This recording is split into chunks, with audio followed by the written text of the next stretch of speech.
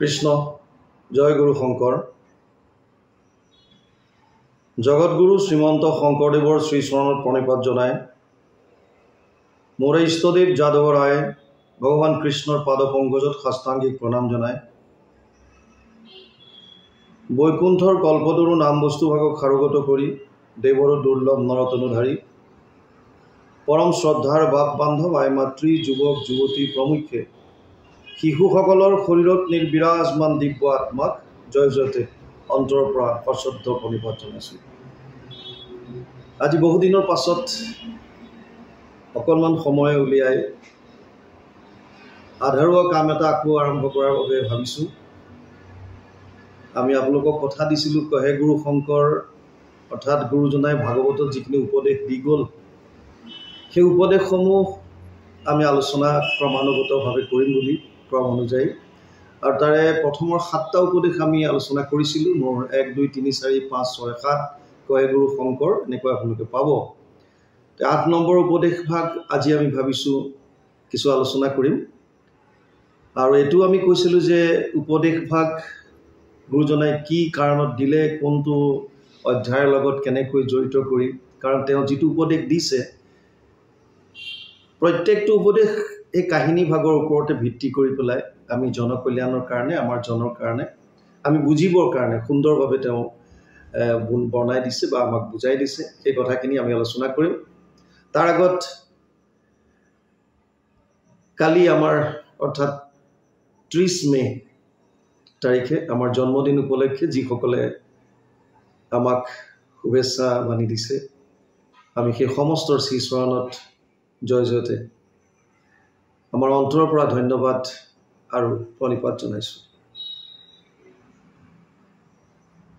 গুৰুজনাই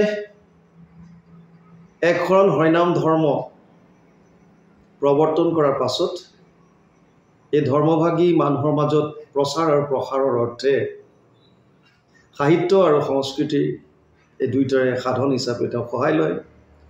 সাহিত্যৰ ক্ষেত্ৰত মৌলিক গ্ৰন্থ নিজে ৰচিত কৰাৰ উপৰিও তেওঁ সংস্কৃতৰ গ্ৰন্থসমূহ আমি বুজিব পৰাকৈ ভাঙনি কৰি থৈ গৈছে। তাৰে এভাগ হৈছে ভাগৱত।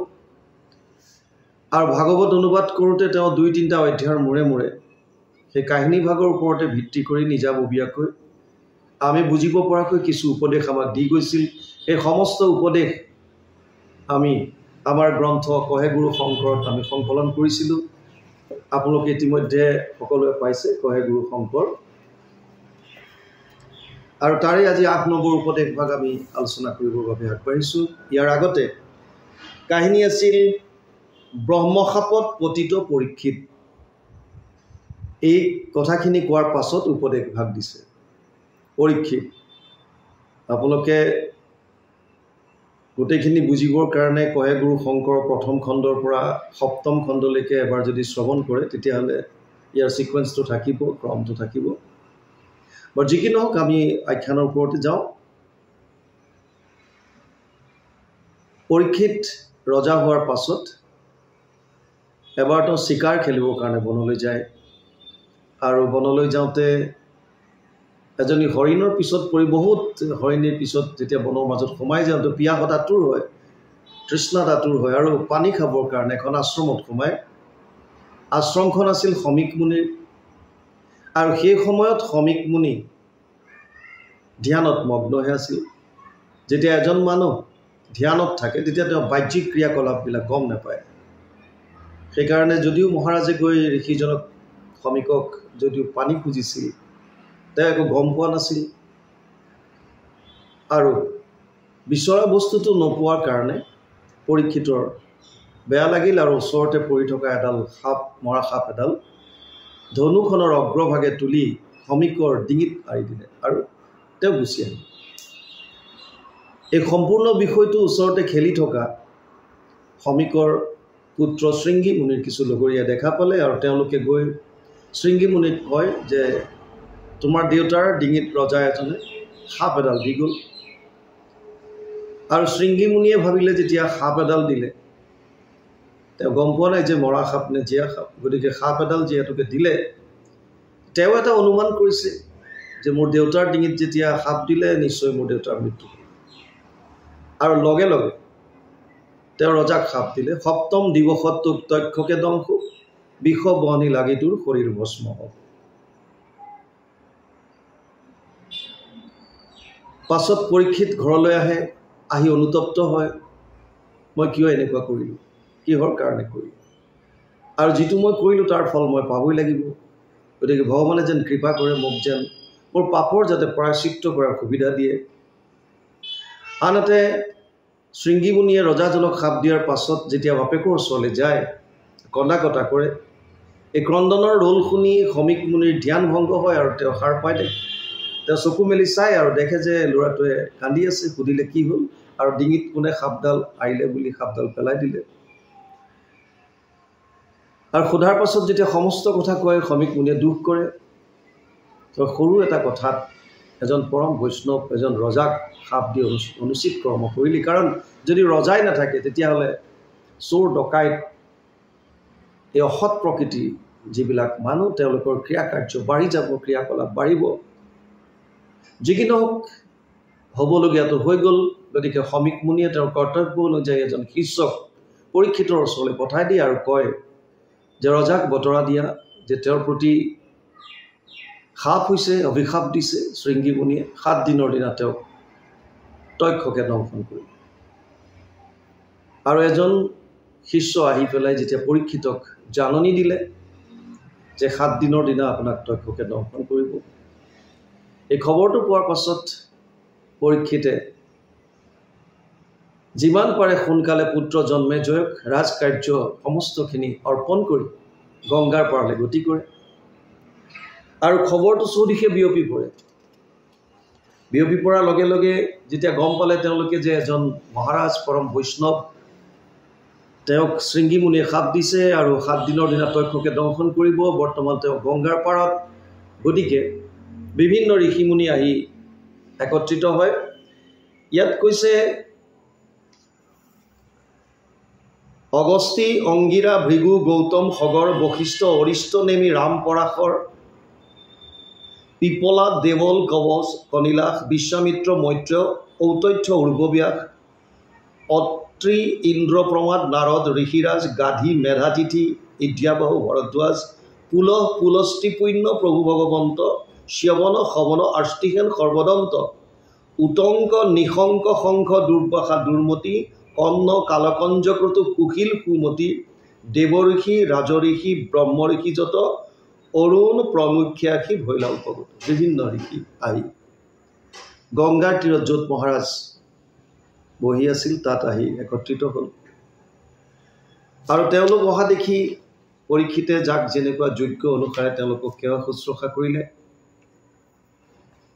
আৰু ক'লে যে মোক যিটো ব্ৰহ্মসাপ দিছে মোৰ কৰ্মৰ হেতু ফল মই প্ৰায়শ্চিত্ত ভোগ কৰিব বিচাৰিছোঁ গতিকে মোক বচাবৰ কাৰণে তোমালোকে একো চেষ্টা কৰিব নালাগে কিন্তু পাৰা যদি মোৰ প্ৰশ্নৰ দুটামান উত্তৰ লাগে তাৰে তেওঁ কৈছিল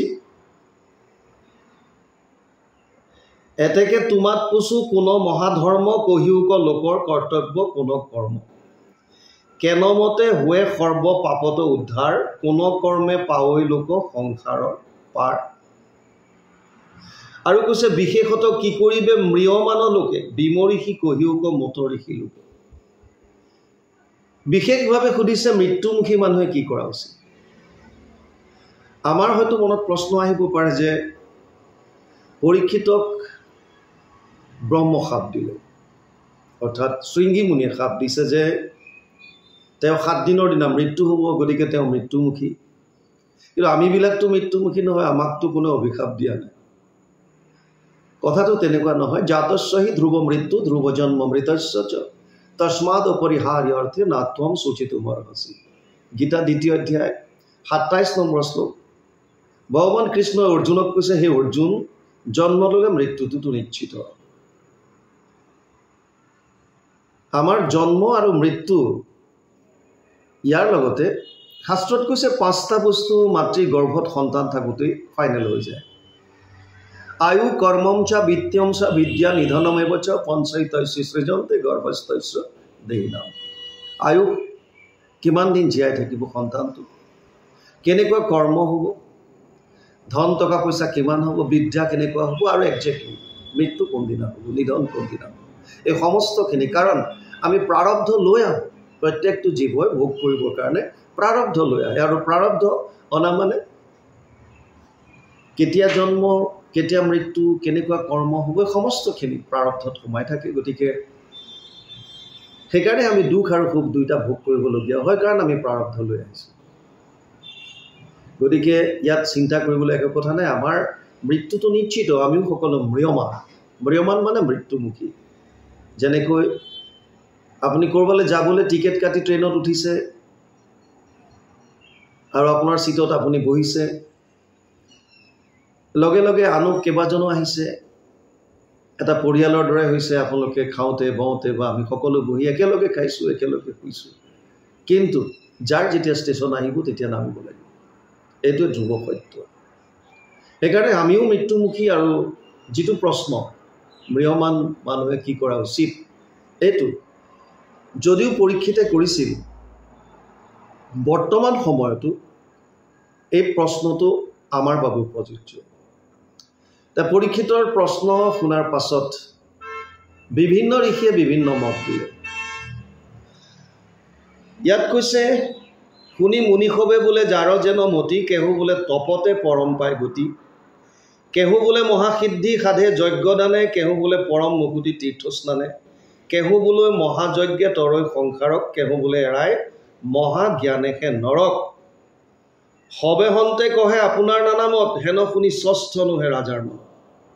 যাৰ যেনেকুৱা মতি, আমি যিবিলাক কথা বতৰা কওঁ সেইখিনি আমাৰ নিজৰ ভাৱধাৰাৰ ওপৰতে নিৰ্ভৰশীল। আৰু ভাৱটোক প্ৰভাৱ পেলায় ভগৱানৰ মায়াৰ তিনিটা গুণে। সত্যম ৰজস্তম ইতি গুণ প্ৰকৃতি সম্ভৱা নিবধ্নন্তি মহাবাহু দেহে দেহি নাম অব্যয়ম। 14 অধ্যায় 5 নম্বৰ শ্লোক গীতা। ভগৱান কৃষ্ণই অৰ্জুনক কৈছে, সেই অৰ্জুন, মোৰ মায়াৰ তিনিটা গুণ আছে, সত্য, ৰজ আৰু তম। এই জীৱক শৰীৰৰ লগত বান্ধি থয়। আৰু এই তিনিটা গুণৰ পৰা আমাৰ মনলৈ তিনি ধৰণৰ ভাৱ আহে। সত্য গুণৰ পৰা সাত্বিক ভাৱ, ৰজ গুণৰ পৰা ৰাজসিক ভাৱ, তম গুণৰ পৰা তামসিক ভাৱ। যিজন মানুহ যিটো ভাৱৰ দ্বাৰা প্ৰভাৱিত হৈ আছে, তেওঁৰ বিচাৰধাৰা ঠিক তেনেকুৱাই হ'ব। যদি সাত্বিক মনৰ এজন কোনোবা ব্যক্তিৰ ওচৰত আপুনি উপদেশ বিচাৰে, তেওঁ যিখিনি উপদেশ দিব সেইখিনি সাত্বিকেই হ'ব। আৰু যদি ৰাজসিক হয়, তেওঁ ৰাজসিকভাৱে দিব, তামসিক হ'লে তামসিকভাৱে দিব।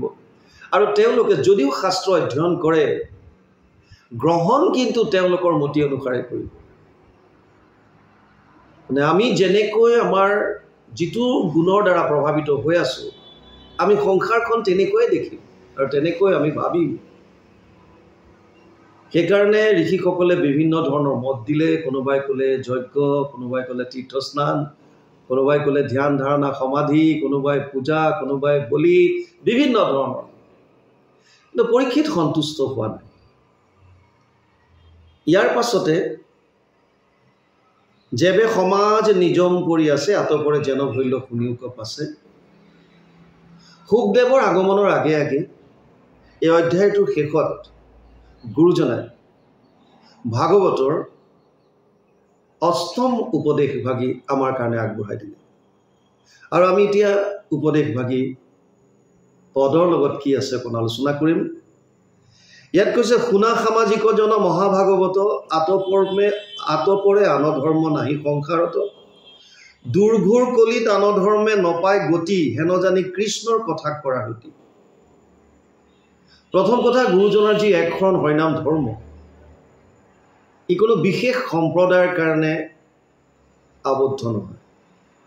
ইয়াৰ কোনো সীমা নাই। ওবা নৰলোক বুলি সমস্ত বিশ্ববাসীক সম্বোধন কৰি গৈছে, সমস্ত মানৱ জাতিক উদ্দেশ্যি। বাক্য কৰ্ণ মনোমুখ আছে মানে যাৰ হৰি ভকতিত সমস্তৰে অধিকাৰ।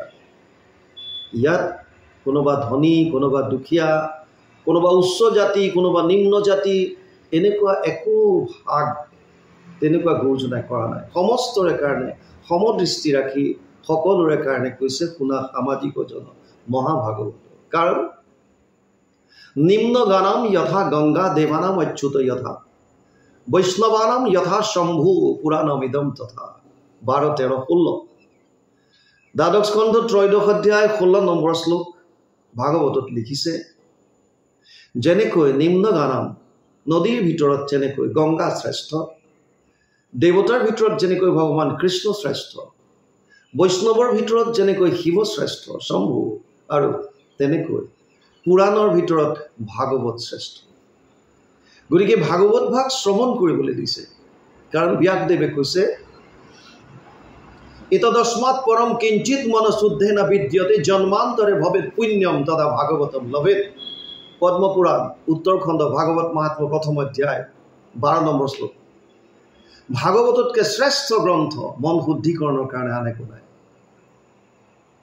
আৰু সেইসকলেহে ভাগৱত শুনিব পাৰে যাৰ জন্মান্তৰে ভৱেৎ পুণ্য বহু জন্মৰ যাৰ পুণ্য সঞ্চিত হৈ আছে তেওঁহে ভাগৱত শ্ৰৱণ কৰিব পাৰে আৰু এইকাৰণে গুৰুজনাই প্ৰথমতে কৈছে শুনা সামাজিক জন মহাভাগৱত আতপৰে আন ধৰ্ম নাহি সংসাৰত কিয় বেলেগ ধৰ্মবিলাক যে আছে সেইবিলাক শাস্ত্ৰই কৈছে প্ৰত্যেকটো যুগৰ কাৰণে একোটা একো ধৰ্ম দিছে কৃতেয়তে ধ্যায়াত বিষ্ণু ত্ৰেতায়াম যজতে মখে দ্বাপৰে পৰিচৰ্যায়াম কলু তদ হৰি কীৰ্তনা 12:3-52 দ্বাদশ স্কন্ধ 3 অধ্যায় 52 নম্বৰ শ্লোক ভাগৱত আৰু মহাপুৰুষ মাধৱদেৱে শ্লোকৰ অনুবাদ ঘোষাত কৰিছে সত্য যুগে ধ্যান ত্ৰেতা যুগে যজ্ঞ দ্বাপৰ যুগত পূজা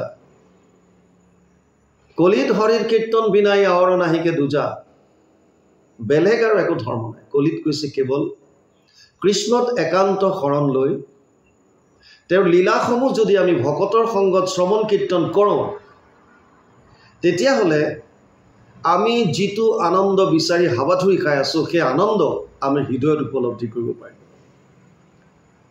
কিয় পোৱা নাই এতিয়ালৈকে কাৰণ মনত আমাৰ মলিনতা আছে মনত কপটতা আছে কাম ক্ৰোধ লোভ মোহ ঈৰ্ষা দ্বেষ এইবিলাকে আমাক জুমুৰি দি ধৰি আছে আৰু ইয়াৰ পৰা পৰিত্ৰাণ আমি তেতিয়াহে পাব পাৰিম যেতিয়া আমি কৃষ্ণ কথা শ্ৰৱণ কৰিম শ্ৰৱণ কৰিলে কি হ'ব মহাপুৰুষ মাধৱদেৱে কৈছে কৰ্ণপথে ভকতৰ হিয়াত প্ৰৱেশী কৰি দুৰ্বাসনা হৰে সমস্তই জলৰ যতেক মল যেহেন শৰৎকালে স্বভাৱতে নিৰ্মল কৰে সেইকাৰণে গুৰুজনাই লিখিছে আতপৰে আন ধৰ্ম নাহি সংসাৰত বাকী ধৰ্মবিলাক কি হ'ল সকলো কৃষ্ণৰ লগত গ'ল এৰিলা পৃথিৱী কৃষ্ণে ধৰ্ম জ্ঞানলৈ গৈলা বৈকুণ্ঠক ঐত গুণ নামত হৈ যিটো ফল পাৱে পূৰ্বে কৃষ্ণ দৰ্শনে পাৱে আবে তাতোধিক কলিত কীৰ্তনে ভগৱান কৃষ্ণই ধৰ্ম জ্ঞান লৈ অৰ্থাৎ কৰ্মকাণ্ড জ্ঞান কাণ্ড এই সমস্তবিলাক তেওঁৰ লগত লৈ গ'ল ইয়াত মাত্ৰ তেওঁৰ গুণনাম থলে কলি যুগৰ মানুহে যাতে তেওঁৰ লীলাসমূহ শ্ৰৱণ কীৰ্তন কৰি পৰম গতি যাতে লাভ কৰিব পাৰে সেইকাৰণে অৰ্জুনক কৈছিল জন্ম কৰ্ম চমে দিব্যম এৱম য় ব্যক্তি তত্ত্বতঃ ত্যক্ত্বা দেহ পুনৰ্জন্ম নেতি মামেতি পাণ্ডৱ 4th অধ্যায় 9 নম্বৰ শ্লোক গীতা এই অৰ্জুন মোৰ জন্ম কৰ্ম সব দিব্য যদি কোনোবাই এই জন্ম কৰ্ম মোৰ লীলাসমূহ জানি ইয়াৰ তত্ত্বখিনি যদি বুজি পায় তেতিয়াহ'লে শৰীৰ ত্যাগ কৰাৰ পাছত তেওঁ কেৱল মোক পাব পৰম আনন্দ পৰম গতি লাভ কৰিব আৰু পুনৰ এই সংসাৰত আহিব নালাগে পৰম গতি লাভ কৰিব পাৰিব এইকাৰণে গুৰুজনাই কৈছে আতপৰে আন ধৰ্ম নাহি সংসাৰত দুৰ্ঘোৰ কলিত আন ধৰ্মে নপায় গতি হেন জানি কৃষ্ণৰ কথা কৰা ৰতি আমাৰ মানুহৰ যিটো প্ৰধান যিটো লক্ষ্য যিটো মূল যিটো লক্ষ্য সেইটো হৈছে আনন্দ প্ৰাপ্তি আৰু আনন্দ প্ৰাপ্তি সম্পূৰ্ণৰূপে মনৰ বস্তু মনৰ উপলব্ধি ইন্দ্ৰিয়ৰ কৰ্মৰ দ্বাৰা যদি তাত ভাৱ নিহিত নাথাকে ভক্তি যদি নাথাকে তেতিয়াহ'লে ভক্তিবিহীন জ্ঞানেই হওক কৰ্মই হওক আপোনাক আনন্দ কেতিয়াও দিব নোৱাৰে আৰু বিশেষভাৱে কলিযুগত যিহেতু কলিযুগত বিশেষকৈ আমাৰ 8টা বস্তুৱে হ্ৰাস পাব ততচ্ছ অনুদিনম ধৰ্মম সত্যম শৌচম ক্ষমা দয়া কলেনা বলেনা ৰাজন নংসতি আয়ু বলম স্মৃতি 12:2-1 দ্বাদশ স্কন্ধ 2 অধ্যায় 1ম শ্লোক ভাগৱত য'ত আমাৰ 8টা বস্তু হ্ৰাস পাব ধৰ্ম, সত্য, শৌচ, ক্ষমা, দয়া, আয়ুস, বল, স্মৃতি। তাতে আকৌ কলিযুগৰ মানুহৰ আয়ুস কম। প্ৰায়িনা অল্পায়ুষ সভ্য কালো অস্মিন যুগে জনা মন্দ সুমন্দ মতয়ো মন্দিয় ভাগ্যহী উপদ্ৰতা। 1:1-10 প্ৰথম স্কন্ধ প্ৰথম অধ্যায় 10 নম্বৰ শ্লোক ভাগৱত। আয়ুস কম, বুদ্ধিহীন, ভাগ্যহীন। গতিকে আমাৰ সামৰ্থ্যও নাই, আমি বহুদিন ধৰি তপস্যা কৰিব নোৱাৰোঁ। কৰ্মকাণ্ড কৰিবৰ কাৰণে যি ছটা বস্তুৰ যি শুদ্ধতা থাকিব লাগে, মন্ত্ৰস্য চ পৰিজ্ঞাতম কৰ্ম সুধীৰ মদৰ্পণম ধৰ্ম সম্পদতে ষডভি অধৰ্মস্য বিপৰ্যয়। 11, 21, 15 একাদশ স্কন্ধ 21 অধ্যায় 15 নম্বৰ শ্লোক, য'ত কৈছে ধৰ্ম অৰ্থাৎ কৰ্মকাণ্ডটো তেতিয়াহে থাকিব তাত ক'ত, য'ত ছটা বস্তুৰ শুদ্ধতা থাকে। যাগ যজ্ঞ পূজা পাতলত স্থান কাল পাত্ৰ দ্ৰব্য মন্ত্ৰ ক্ৰিয়া, এই ছটা বস্তুৰ শুদ্ধতা লাগিব। আৰু জ্ঞান মাৰ্গত 4টা বস্তু মিনিমাম লাগে। শান্ত, দান্ত, তিতিক্ষা, উপ্ৰতি, মনৰ ওপৰত কণ্ট্ৰল, ইন্দ্ৰিয়ৰ সংযম, বিষয়ৰ ওপৰত ওপৰতি, বৈৰাগ্য ভাৱ আৰু সহনশীলতা গুণ। ৰ'দ, বৰষুণ, গৰম, ঠাণ্ডা সহ্য কৰিব পাৰিব লাগিব। এই সমস্তখিনি কৰিব পৰাটো কলিযুগৰ মানুহৰ কাৰণে সহজ সাধ্য নহয়। ভগৱানে অৰ্জুনক কৈছে ক্লেশ অধিক তৰস্তেশম অব্যক্ত আসক্ত চেতসা অব্যক্ত হি গতিৰ দুখম দেহ বদ্ভীৰ অবাপ্যতে। 12 অধ্যায় 5 নম্বৰ শ্লোক গীতা। হে অৰ্জুন, জ্ঞান মাৰ্গত বহুত কষ্ট আছে। সেইকাৰণে বেলেগ কিবাই দি আমাক যে আনন্দ দিব পাৰিব, ইয়াত শাস্ত্ৰই কৈছে তেনেকুৱা সম্ভৱপৰ বস্তু একো নাই। কলিযুগৰ মানুহৰ প্ৰতি লক্ষ্য ৰাখি আমাক কৈছে যদি আনন্দ পাব বিচাৰিছা, পৰম আনন্দ যদি হৃদয়ত উপলব্ধি কৰিব বিচাৰিছা, তেতিয়া হৃদয়ৰ পৰা মলিনতা আঁতৰ কৰা। আৰু মলিনতা আঁতৰ কৰিব পৰাৰ সহজ উপায় হৈছে ভকতৰ লগত প্ৰভু ভগৱন্তৰ শ্ৰৱণ কৰা, লীলাসমূহ। আৰু লীলা শ্ৰৱণ কৰাৰ লগে লগে আমাৰ মনৰ পৰা যিমান দুৰ্বাসনা আছে সমস্ত নাশ হ'ব। নাশ হ'লে হৃদয় পবিত্ৰ হ'ব। আৰু পবিত্ৰ হৃদয় হ'লে আপোনাৰ ভিতৰতেতো প্ৰভু ভগৱন্ত বিৰাজমান হৈ আছে। আপুনি প্ৰত্যেকটো বস্তু আপোনাৰ চোৱাৰ যিটো দৃষ্টিকোণ এইটো সলনি হৈ যাব আৰু আপুনি তেতিয়া পৰম আনন্দ লাভ কৰিব পাৰিব। সেইকাৰণে ইয়াত কৈছে দুৰ্ঘোৰ কলিত আন ধৰ্মে নপায় গতি, হেন জানি কৃষ্ণৰ কথা কৰা গতি। কৃষ্ণৰ কথা এইকাৰণে শুনিব দিছে। তাৰ পাছত লিখিছে দিনে দিনে আয়ু হৰৈ মৃত্যু চাপে পাশ, একে তিলে কালে কৰিবে ক সৰ্পনাশ, থাকিবে শৰীৰ সবে পৰিদান্ত তৰি, পুত্ৰ ভাৰ্যা এৰি যাইবে যাতনা কলৈ। দিনে দিনে আয়ু হৰৈ মৃত্যু চাপে পাশ। এই সত্যটো আমি দেখিও নেদেখাৰ ভাও জুৰি আছোঁ। প্ৰতিটো মুহূৰ্তত আমি মৃত্যুৰ ফালে আগবাঢ়ি আছোঁ আৰু জীৱনটো আমি বিফলে পাৰ কৰাই আছোঁ। মহাপুৰুষ মাধৱদেৱে ঘোষাত কৈছে হৰিৰ চৰণে শৰণ লৈলোঁ এই হৰি নাৰায়ণ, মানৱী জনম সফল কৰিলোঁ এই হৰি নাৰায়ণ। গুৰুজনাই কীৰ্তনত লিখিছে মনুষ্য শৰীৰ পাই যিটো নৰগণ, নকৰে তোমাৰ যদি শ্ৰৱণ কীৰ্তন, বিফলে জনম গৈলা ভৈলা সৰ্বনাশ, জীৱন্ততে মৰা হিটো হাতীৰ নিশ্বাস। আমি জানিছোঁ তথাপিও আমাৰ ইচ্ছা নাই, ধৰ্ম কৰিবলৈ মন নাই। আৰু আমি পশু পক্ষীৰ দৰে আহাৰ নিদ্ৰা ভয় মৈথুনামচ সমানমিতত পশুভীৰ ধৰণম, আহাৰ নিদ্ৰা ভয় আৰু সংসাৰ বৃদ্ধি কৰিয়ে আমাৰ সময়বিলাক পাৰ কৰি আছোঁ। প্ৰতিটো মুহূৰ্তত আমাৰ আয়ুস কমি গৈ আছে আৰু এটা দিন আহিব আমাৰ ক'ত কেনেকৈ এই শৰীৰটো পৰি ৰয় তাৰ কোনো গেৰেণ্টি নাই। আমি এইটো শৰীৰ চিৰদিনৰ কাৰণে ধৰি থাকিবলৈ অহা নাই, মাত্ৰ অভিনয়ৰ কাৰণে কিছুদিনৰ কাৰণে প্ৰাৰব্ধ লৈ আহিছোঁ। সেইখিনি ভোগ যেতিয়া শেষ হ'ব তাৰ পাছতে শৰীৰ ইয়াতে পৰি থাকিব। ইয়াৰ শেষ অৱস্থা 3টা আপোনালোক সকলোৱে জানে, বিষ্ঠা পলু চাই আৰু আত্মা, অৰ্থাৎ আমি সকলোবিলাক পুনৰ ওলাই গৈ আমাৰ আকৌ কৰ্মফল অনুযায়ী আমাৰ প্ৰাৰব্ধ অনুযায়ী আমি 84 লাখ জুনি ভ্ৰমণ কৰিবলগীয়া। সেইকাৰণে থাকিবে শৰীৰ সবে পৰিদান্ত তৰি, পুত্ৰ ভাৰ্যা এৰি যায় যাতনা যিবিলাকৰ মোহত পৰি আমি দুৰ্নীতি কৰিছোঁ অনীতি কৰিছোঁ যাৰ কাৰণে বেলেগৰ লগত বেয়া হৈছোঁ কাজিয়া পেচাল কৰিছোঁ এই সকলোবিলাকেতো এৰি থৈ গুচি যাব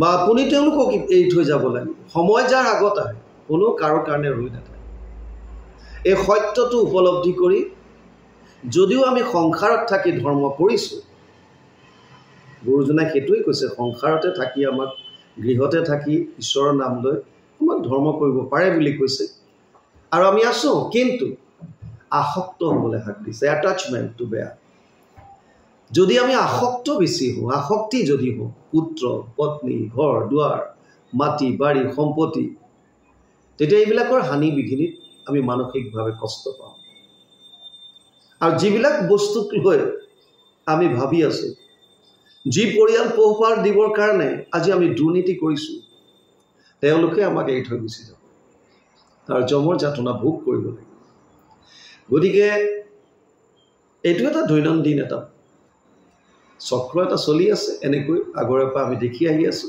সকলোৱে দেখি আছে জন্ম ল'লে মৃত্যু আছে মৃত্যু হ'লে পুনৰ জন্ম আছে যদি মুক্তি নাপায় কৰ্তব্য 100% কৰক পুত্ৰ পৰিবাৰ সমাজৰ কাৰণে দেশৰ কাৰণে যাৰ যিটো কৰ্তব্য নিয়তম কুৰু কৰ্ম ত্বম কৰ্ম জয় হিয় কৰ্ম শৰীৰ যাত্ৰা পিছতে না প্ৰসিদ্ধেদ কৰ্ম 3য় অধ্যায় 8 নম্বৰ শ্লোক গীতাত অৰ্জুনক ভগৱান কৃষ্ণই কৈছে হে অৰ্জুন তোৰ কৰ্তব্য কৰ্ম তই নিজে কৰ শৰীৰটো নিৰ্বাহ কৰিবৰ কাৰণে কৰ্তব্য কৰিবই লাগে আৰু যদি আমি নিজৰ কৰ্তব্য কৰ্ম নকৰোঁ সমৰ্থ হৈ থাকোঁতে সামৰ্থ্য হৈ থাকোঁতে এদিনটো শৰীৰটোৱে লগ নিদিয়া আপোনাৰ ইন্দ্ৰিয় বৰ্তমান যেনেকৈ আছে সতেজ হৈ আছে সক্ৰিয় হৈ আছে সদায় এনেকৈ থাকিব বুলি ভবাটো গতিকে এতিয়াৰ পৰা কৰ্তব্য কৰ্মখিনি কৰি তস্মাৎ সৰ্বেষু কালেষু মাম অনুস্মৰ যুদ্ধচ্চ মই অৰ্পিত মন বুদ্ধিৰ মামে বৈশ্যস্য সংশয় 8ম অধ্যায় 7 নম্বৰ শ্লোক গীতা ভগৱান কৃষ্ণই অৰ্জুনক কৈছে হে অৰ্জুন প্ৰতিটো মুহূৰ্তত মোৰ কথা স্মৰণ কৰ তস্মাৎ সৰ্বেষু কালেষু মাম অনুস্মৰ আৰু যুদ্ধচ্চ অৰ্জুন ক্ষত্ৰিয় ধৰ্ম সংস্থাপন কৰাটো ধৰ্ম ৰক্ষা কৰাটো তেওঁৰ কৰ্তব্য গতিকে কৈছে তই যুদ্ধ কৰ আমাৰ কাৰণে আমাৰ কৰ্তব্য আপোনাৰ মোৰ যেতিয়াৰ যিটো কৰ্তব্য আপুনি যদি এজন শিক্ষক এগৰাকী শিক্ষয়িত্ৰী তে বিদ্যালয়ত পাঠদান কৰাটো আপোনাৰ কৰ্তব্য আপুনি যেতিয়া ঘৰলৈ আহিব আপুনি কাৰোবাৰ স্বামী কাৰোবাৰ পত্নী কাৰোবাৰ পিতৃ কাৰোবাৰ মাতৃ তেতিয়া সন্তানৰ কাৰণে স্বামীৰ কাৰণে পত্নীৰ কাৰণে কৰিবলগীয়াটো আপোনাৰ কৰ্তব্য আপুনি এখন গাঁৱত আছে গাঁওখনৰ কাৰণে কৰিবলগীয়াটো আপোনাৰ কৰ্তব্য আছে আপুনি এখন দেশৰ নাগৰিক দেশৰ কাৰণে কৰিবলগীয়া আপোনাৰ কৰ্তব্য আছে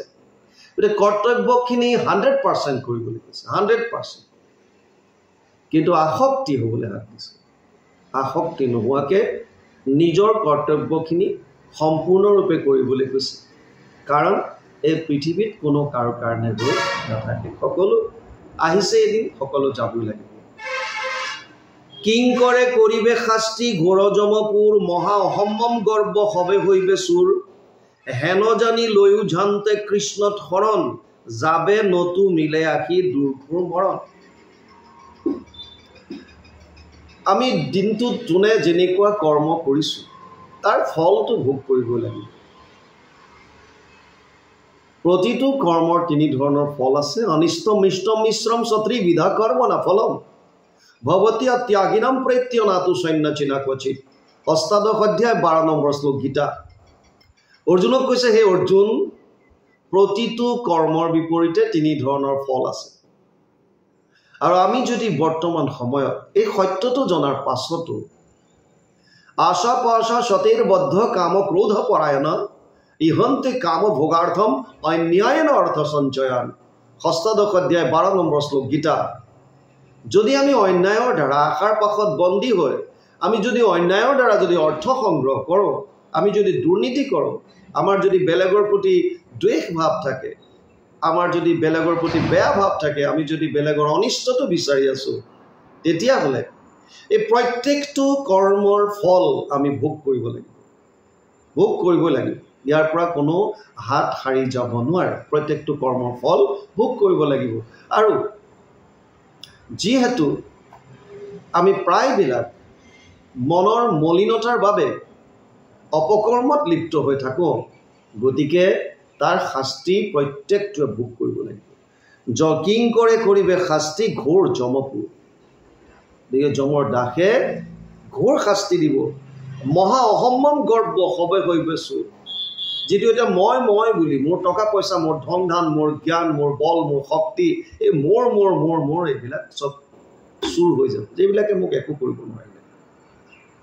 আন সাধাৰণ জীৱৰ দৰে আমি প্ৰত্যেকটো কৰ্মৰ ফল আপুনি ভোগ কৰিব লাগিব। ইয়াৰ পৰা কোনো হাত সাৰিব নোৱাৰে।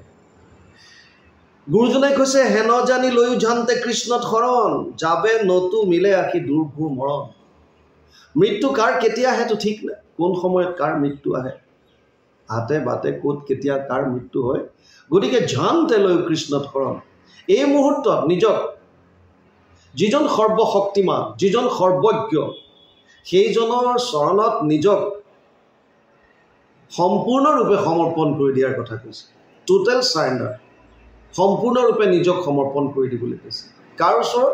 যিজন সৰ্বশক্তিমান, যিজনৰ ওপৰত আৰু কোনো নাই, যিজনে আমাৰ মনৰ চাৰিওটা অৱস্থাত সাক্ষীৰূপে আছে।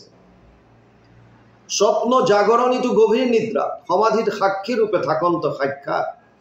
স্বপ্ন অৱস্থা, জাগ্ৰত অৱস্থা, গভীৰ নিদ্ৰা আৰু ধ্যানত যিসকলে সমাধিত যাব পাৰে, আত্মা পৰমাত্মাৰ য'ত মিলন হয়, এই চাৰিওটা অৱস্থাত যিজন সাক্ষীৰূপে আছে, যিজনে সচেতন কৰা দেহ প্ৰাণ ইন্দ্ৰিয়ক জীৱক গুঞ্জান্ত নানাবিধ বিষয়, যিজনে আমাৰ ইন্দ্ৰিয়সমূহ সচেতন কৰি ৰাখিছে, যিজন ভগৱান সমস্ত প্ৰাণীত ব্যক্তমান হৈ আছে, সমস্ত ভূতত ব্যাপী আছো মই হৰি, সবাকো মানিবা তুমি বিষ্ণু বুদ্ধি কৰি। কপিলে দেৱহতীক কৈছে, অহম সৰ্বেষু ভূতেষু ভূতাত্মানম অৱস্থিত সদা, তম অৱজ্ঞায় মাম মৰ্ত কুৰুতে অৰ্চ বিৰম্বৰম। 3:29-21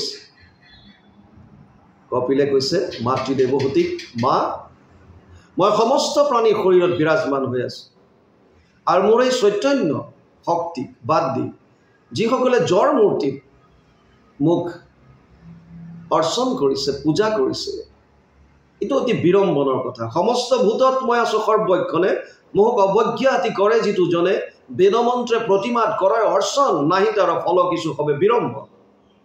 চব মিছা। গতিকে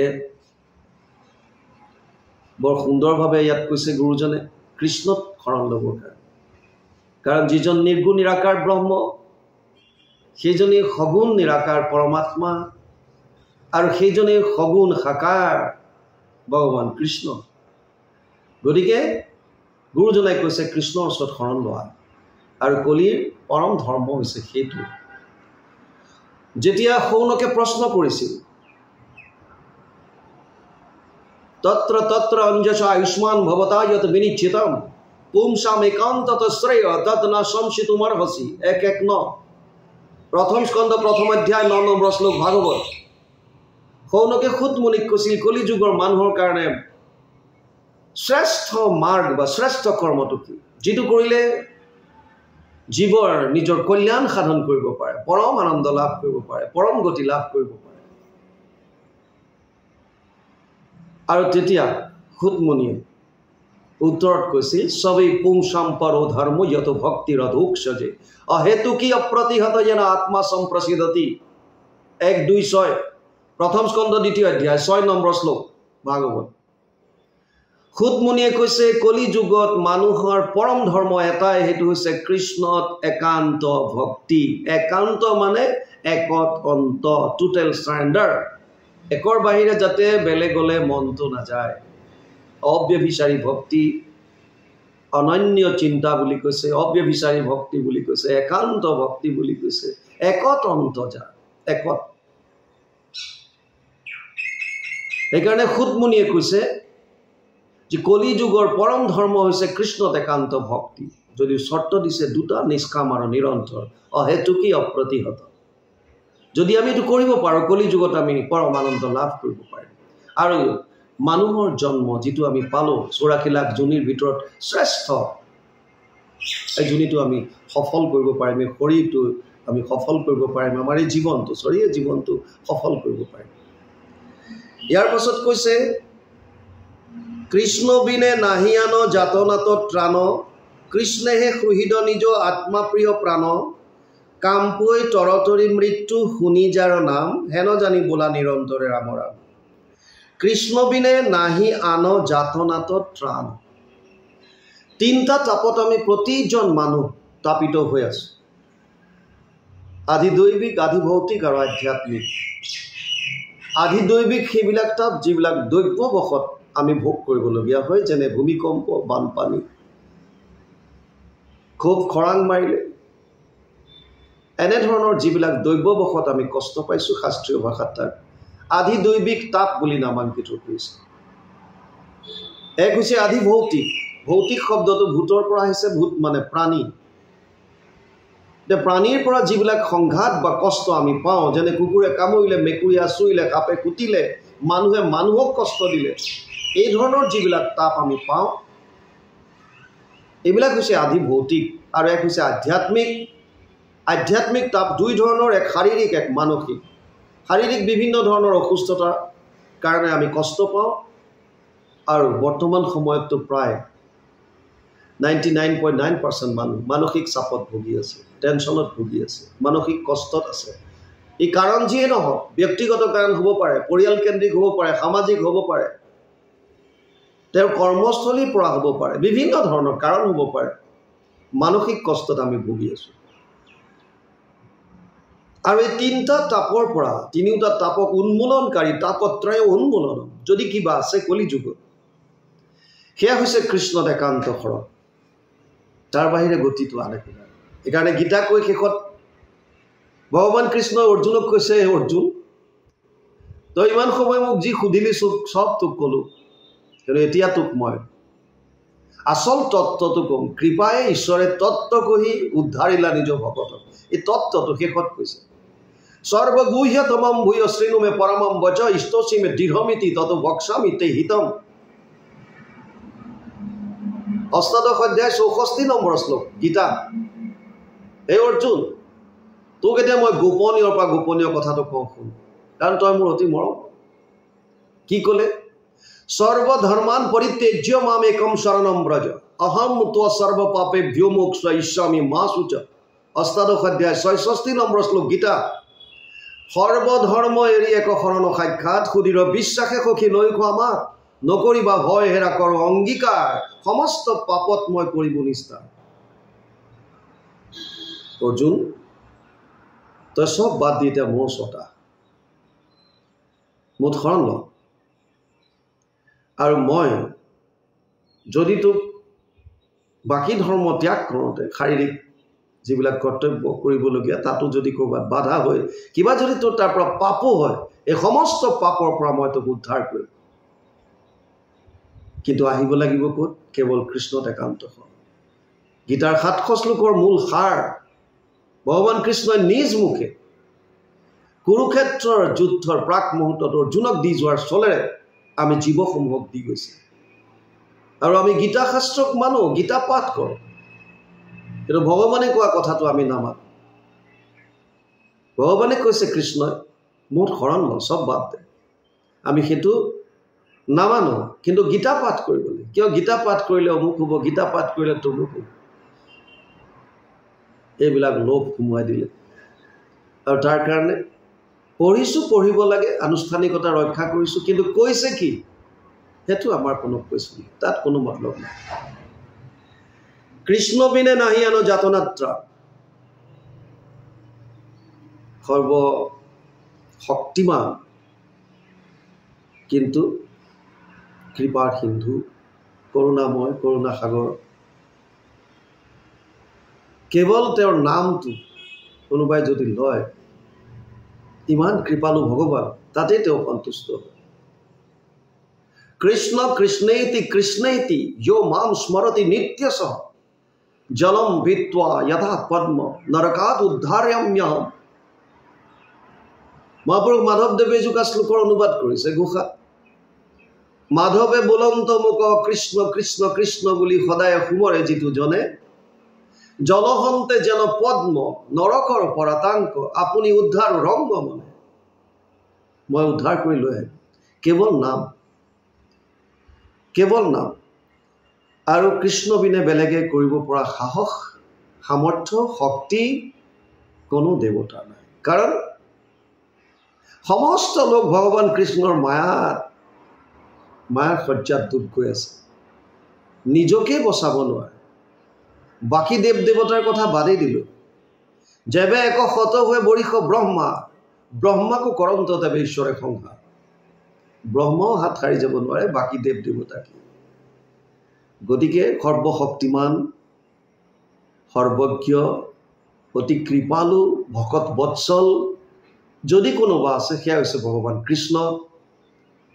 ইয়াত গুৰুজনাই কৈছে, যদিও তেওঁ নিজেই অৱতাৰ লৈ আহিছে, তথাপিও মনুষ্য ৰূপে লীলা কৰি আমাক উদ্ধাৰ কৰিবৰ কাৰণে, আমিবিলাক এই কলি যুগৰ ভৱ সাগৰৰ পৰা উদ্ধাৰ পাবৰ কাৰণে তেওঁ এইখিনি কষ্ট কৰি থৈ গৈছে, আমাক দি থৈ গৈছে। আৰু সেইকাৰণে কৈছে, কৃষ্ণ বিনে নাহি আন যাতনাত ত্ৰাণ, কৃষ্ণেহে সুহৃদ নিজ আত্মা প্ৰিয় প্ৰাণ। কৃষ্ণেহে আমাৰ সহি। গীতাত কৈছে, পিতামহস্য জগতো মাতা ধাতা পিতামহ, বেদ্যম পবিত্ৰ ওংকাৰ ঋগ সাম যজুৰে বচ। নৱম অধ্যায় 17 নম্বৰ শ্লোক গীতা। হে অৰ্জুন, মই সমস্তৰে পিতা, মই মাতা, মই পিতামহ। বেদৰ প্ৰণৱ বা ওংকাৰ মই, ঋগ্বেদ সামবেদ যজুৰ্বেদ মই, মত্ত পৰতৰম নান্যদ কিঞ্চিদ অস্তি ধনঞ্জয়, মই সৰ্বমিদম প্ৰথম সূত্ৰে মণিগণাইব। 7ম অধ্যায় 7 নম্বৰ শ্লোক গীতা।